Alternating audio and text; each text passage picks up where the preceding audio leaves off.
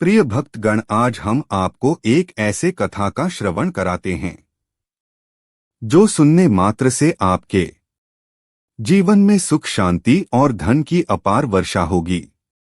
यदि आप महादेव शिव के भक्त हैं तो इस कथा को अंत तक सुने। बीच में छोड़कर जाने की गलती ना करें। चैनल को लाइक और सब्सक्राइब कर ले। आइए कथा का श्रवण कराते हैं। एक समय की बात है। एक राजा अपने राज्य में राज करता था।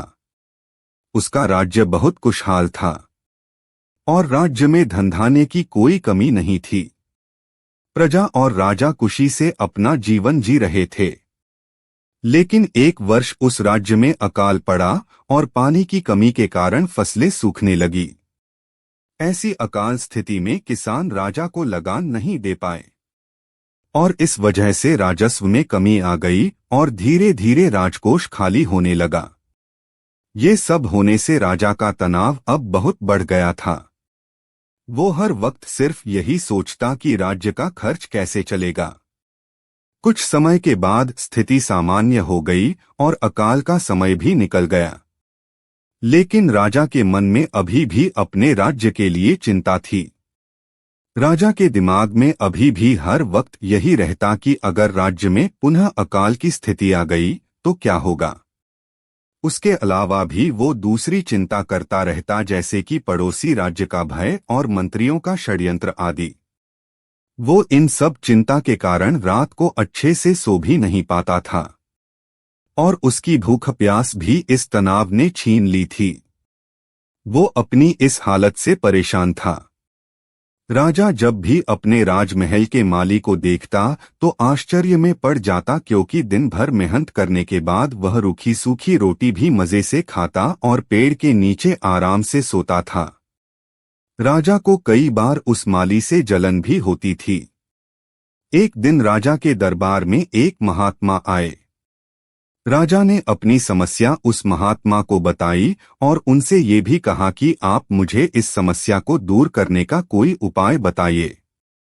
महात्मा ने राजा की समस्या को पहले अच्छे से समझ लिया और बाद में राजा से कहा कि तुम्हारी चिंता की जड़ है तुम्हारा राजपाट। तुम अपना राजपाट पुत्र को दे दो और इस समस्या से मुक्त हो जाओ। राजा ने कहा, लेकिन मेरा पुत्र तो सिर्फ 7 साल का है, वो कैसे राजपाट संभालेगा। महात्मा ने कहा, तो फिर तुम अपना राजपाट मुझे दे दो और इस चिंता से मुक्त हो जाओ। राजा अपना राजपाट उस महात्मा को देने के लिए तैयार हो गया और उसने अपना राजपाट महात्मा को सौंप दिया। इसके बाद उस महात्मा ने राजा से पूछा कि अब तुम क्या करोगे। राजा ने कहा, मैं कोई बिजनेस कर लूंगा। महात्मा ने कहा, लेकिन तुम बिजनेस के लिए पैसों की व्यवस्था कैसे करोगे। अब तो सारा राजपाट मेरा है और इसलिए राजकोष के धन पर सिर्फ मेरा ही हक है। राजा ने कहा, कोई बात नहीं, अब मैं नौकरी कर लूंगा। महात्मा ने कहा, अगर तुम्हें नौकरी ही करनी है तो तुम्हें कहीं और जाने की कोई जरूरत नहीं है। तुम राजमहल में ही रहकर मेरी ओर से ये राजपाट संभाल लो और मैं अपनी कुटिया में ही रहूंगा। राजा ने कहा, अच्छा ठीक है। अब वो राजा महात्मा की नौकरी करते हुए राजपाट संभालने लगा और महात्मा अपनी कुटिया में चले गए।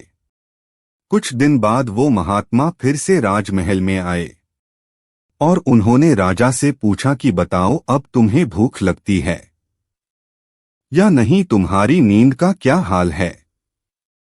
राजा ने कहा, अब मैं हर रोज अच्छे से खाता हूं और मुझे हर रोज अच्छी नींद भी आ जाती है। राजा ने महात्मा से पूछा कि मैं पहले भी राजपाट का कार्य करता था और अभी भी मैं वही कार्य करता हूं, तो फिर ये परिवर्तन कैसे। महात्मा जी मुस्कुराते हुए जवाब दिया कि पहले तुमने अपने कार्य को बोझ बना लिया था और तुम हर वक्त उस बोझ को अपने दिमाग में लेकर तनाव के साथ घूमते थे। लेकिन राजपाट मुझे सौंपने से तुम अपना सारा कार्य अपना कर्तव्य समझकर करते हो। और इसलिए तुम अब तनाव मुक्त हो गए हो। यदि हम अपने काम को बोझ समझकर करेंगे तो हमारा तनाव और भी बढ़ेगा। इसलिए हमें अपना काम अपना कर्तव्य समझकर करना चाहिए। अगर आपको हमारी कहानी अच्छी लगी हो तो अपने दोस्तों के साथ शेयर करें और चैनल को सब्सक्राइब करें। कमेंट में लिखे हर हर महादेव।